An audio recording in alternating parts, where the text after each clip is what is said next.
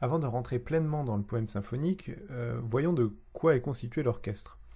C'est un grand orchestre avec beaucoup d'instruments, commençons par les percussions, les cymbales, le triangle, la cloche, les timbales, le tam-tam, la grosse caisse.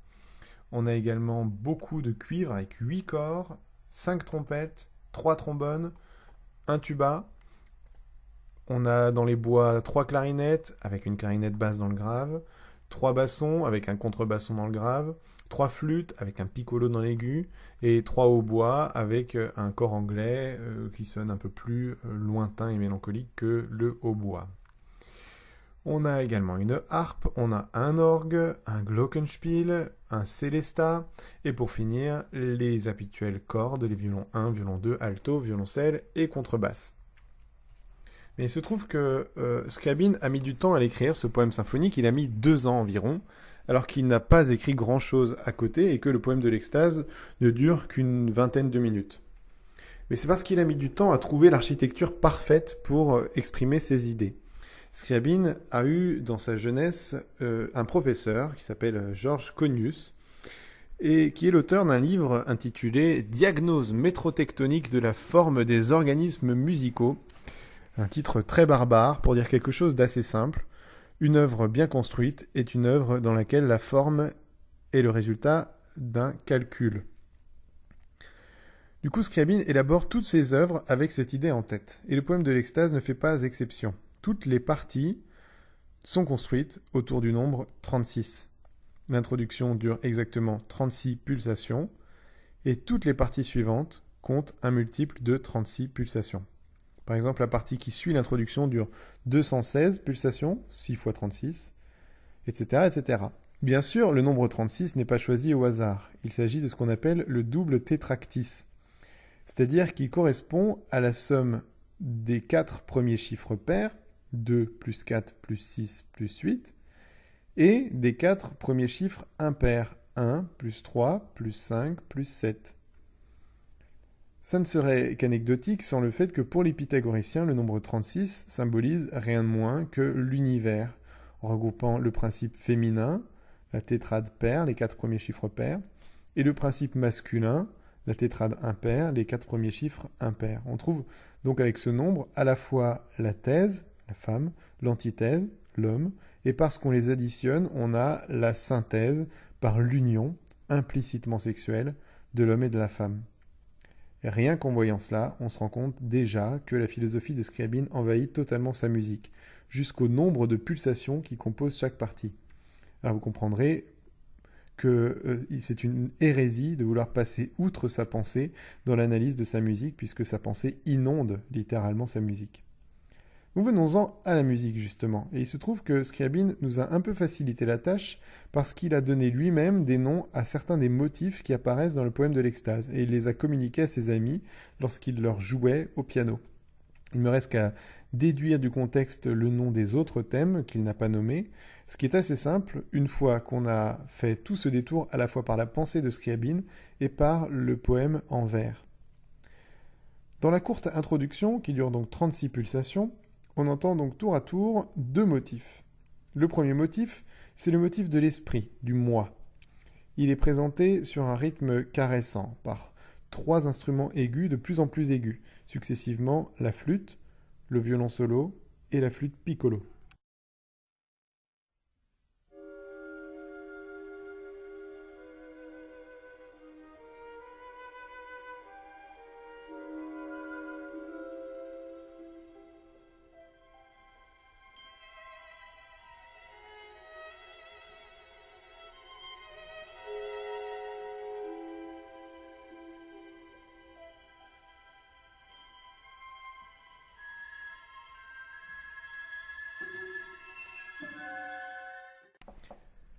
La particularité de ce motif, et qui le rendra reconnaissable dans toute la pièce, c'est qu'il est construit autour d'un centre de gravité qui est le demi-ton La dièse Si.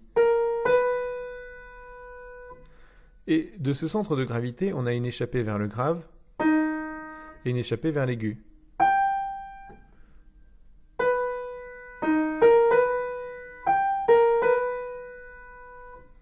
Et vous connaissez maintenant Scriabine, s'il construit son motif à partir d'un centre de gravité, c'est pas pour faire joli, c'est pour faire écho à une idée, celle que le moi, dans sa conception, est au centre de tout, d'où un centre de gravité. Réécoutons-le.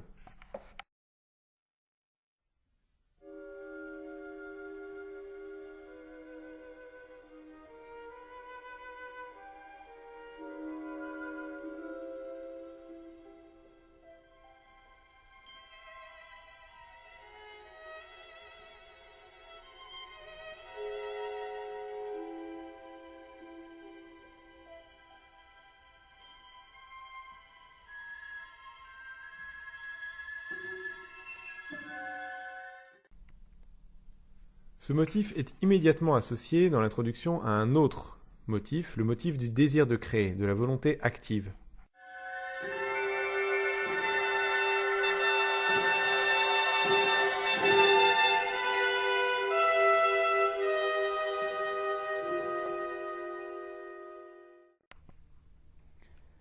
J'ai dit tout à l'heure que le moi était la cause de toute chose, mais, et c'était la deuxième idée, seulement dans la mesure où il a la volonté de créer, et cette volonté est une attitude active. Du coup, musicalement, alors qu'on avait un motif du moi qui était flottant, caressant, le motif de la volonté est plutôt véhément. Il est joué à la trompette avec un crescendo, du piano au forte, et Scriabine précise imperioso, impérieux, il y a des accents sur presque chaque note, en plus il y a un rythme pointé, ton, tatin, tatin, et puis des triolets de noir impérieux, tan, tan, tan, tan. Vraiment, on va avoir un contraste entre ces deux motifs. Bon, réécoutons toute l'introduction. Dans le tableau, le M, c'est le motif du moi, et le V, c'est le motif de la volonté créatrice.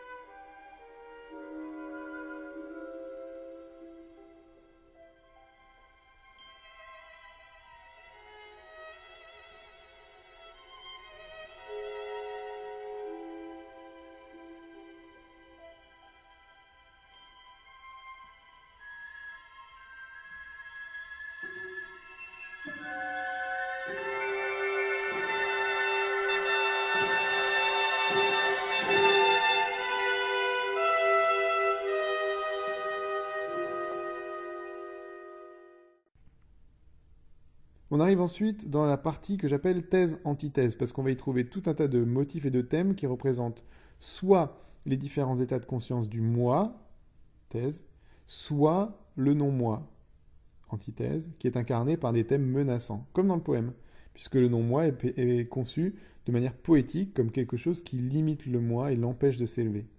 Scriabine est donc dans cette œuvre plus proche de sa position poétique, littéraire de la dialectique moi-non-moi, que de sa conception philosophique où le non-moi n'a rien de menaçant. Je le rappelle encore une fois, il faut bien distinguer la manière dont il exprime ses idées dans ses carnets et la manifestation de ses idées en art, à travers le poème et la musique. Le thème important de cette partie, et qui sera d'ailleurs le thème principal de toute l'œuvre, c'est celui que j'appelle le thème de l'homme-dieu, que j'abrège en HD. Il est joué à la toute fin de cette partie aux trompettes, le même instrument qui jouait tout à l'heure le motif de la volonté créatrice, et ce n'est pas un hasard.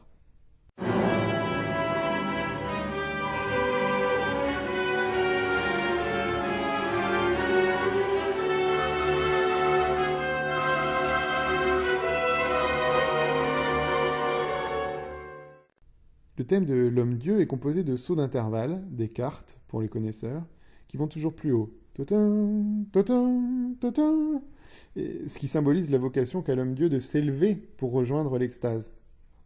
Entre chaque saut de carte, il y a une descente chromatique, de demi-ton en demi-ton, ce qui donne l'impression de donner un élan pour pouvoir sauter plus haut.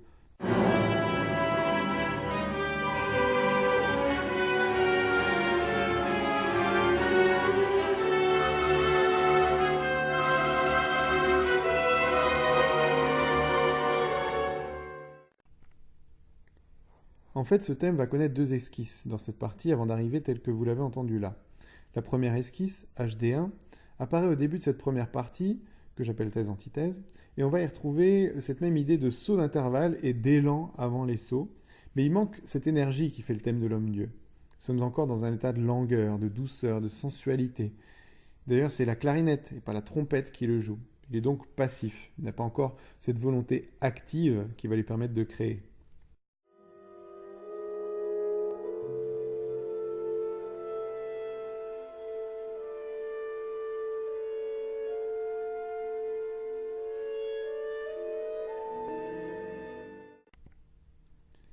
Il est directement associé au motif du moi qui circule entre le violoncelle et tantôt la clarinette, tantôt le hautbois.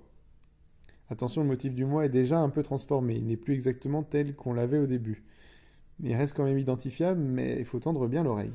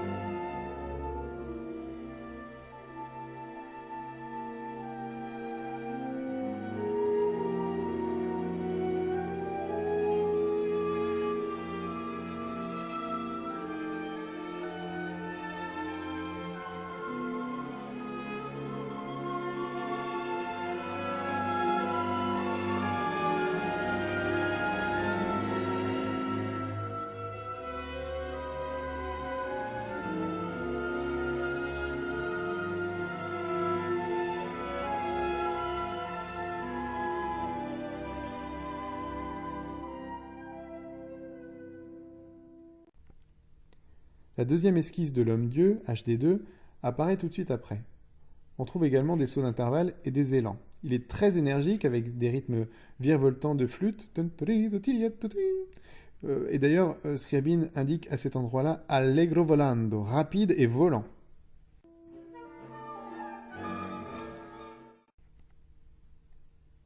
Mais par rapport au thème tel qu'il apparaîtra à la fin de cette partie, il lui manque le côté monumental, grandiose, ce qui fait de lui, à ce moment-là, une simple esquisse, quelque chose en devenir.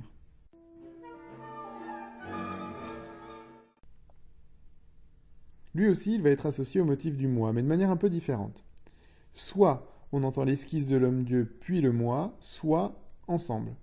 Dans le premier cas de figure, c'est-à-dire l'un après l'autre, on a une progression chromatique, demi-ton par demi-ton, ce qui donne l'impression de s'envoler de plus en plus. Et dans le deuxième cas de figure, c'est-à-dire les deux ensemble, on va entendre l'inverse, c'est-à-dire qu'on va redescendre demi-ton par demi-ton, une descente chromatique. Faites bien attention ici au hautbois qui joue le motif du moi, parce que autant on entend bien la flûte qui joue l'esquisse de l'homme-dieu, autant le motif du moi est un peu caché là-dessous.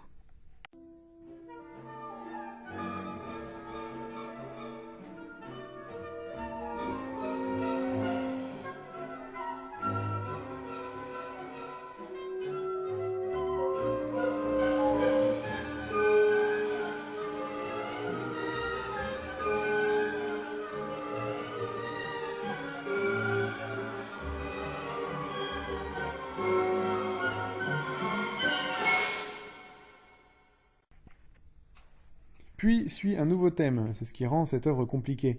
En fait, il y a une profusion de thèmes, tous différents mais tous proches, qui sont souvent difficiles à identifier à l'écoute parce qu'ils sont noyés dans une texture orchestrale très dense.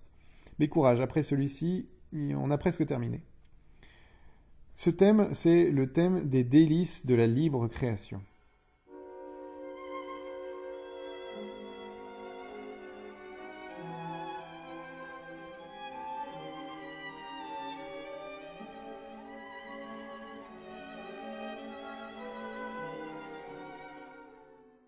C'est un thème qui est très sensuel grâce à son caractère dolce espressivo carezzando, doux, expressif, caressant, parce qu'il a une très grande plasticité avec ses triolets. 1, 2, 3, 1, 2, 3, 1.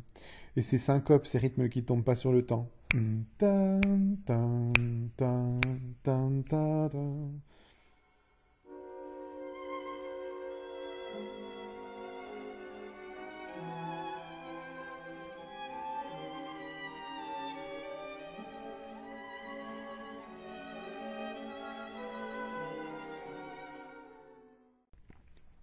Ce thème est joué d'abord au violon solo, comme on vient de l'entendre, puis il est développé à la flûte.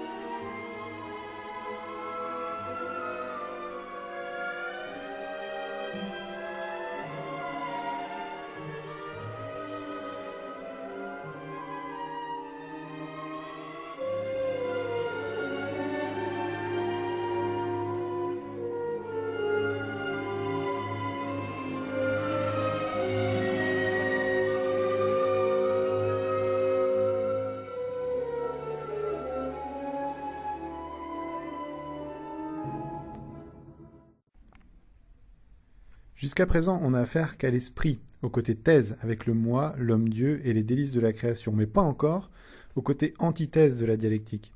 Eh bien, c'est maintenant qu'il entre en jeu. Juste après le thème des délices de la création, surgissent les rythmes menaçants dont parle le poème en vers, et qui envahissent brutalement ce monde charmant. C'est le motif de l'inquiétude, que je nomme ainsi tout simplement parce qu'il est noté inquieto.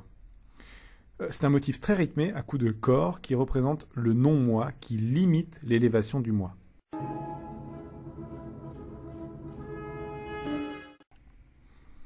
Ce motif est très intéressant parce qu'il utilise des ingrédients musicaux qu'on avait déjà rencontrés quand il s'agissait de caractériser le moi, et qui alors lui donnaient un visage sensuel, caressant.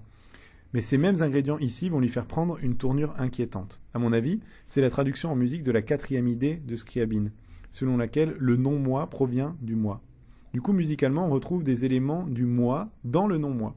Ces éléments, c'est d'abord la syncope, au début du motif, ta-tam, tam, ta-da-dam, et puis les triolettes, ta-ta-ta-ta, 1, 2, 3, 1, 1, 2, 3, 1.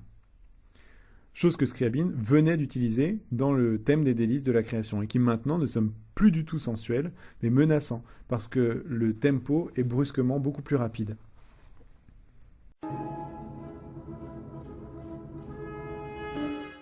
À peine entend-on ce motif que le moi contre-attaque en jouant le motif de la volonté de créer.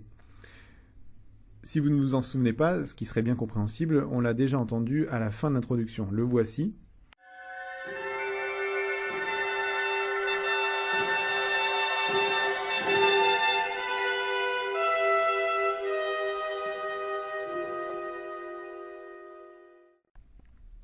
Et le voici tel qu'on l'entend maintenant, un peu modifié mais toujours reconnaissable, avec ses triolets de noir.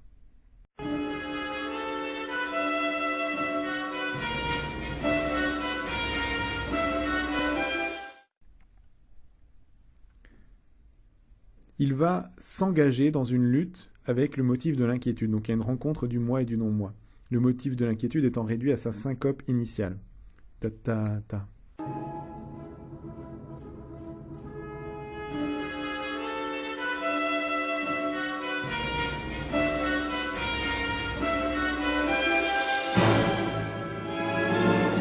C'est seulement après avoir combattu et triomphé du motif de l'inquiétude que le thème de l'homme-dieu peut enfin retentir pour la première fois.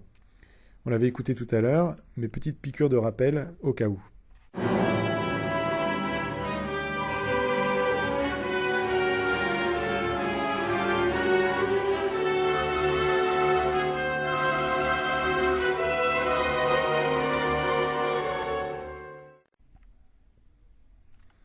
En fait, on vient d'atteindre le sommet de cette partie avec le thème de l'homme-dieu, mais on est encore loin de l'extase. Ce n'est que le point C après la confrontation de la thèse et de l'antithèse.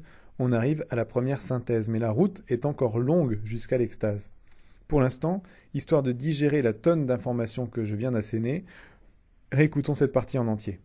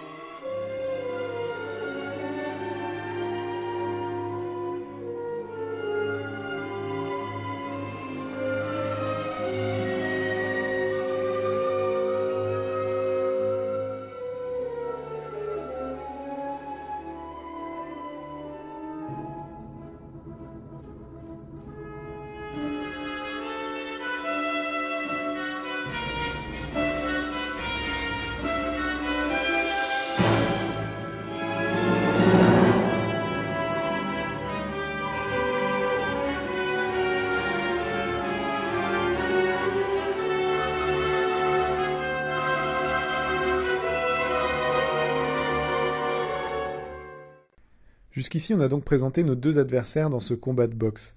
Dans le coin gauche, le moi, dans le coin droit, le non-moi, et à la fin du premier round, c'est le moi qui gagne. Mais le non-moi n'a pas dit son dernier mot, et c'est dans la prochaine vidéo qu'on va le voir revenir.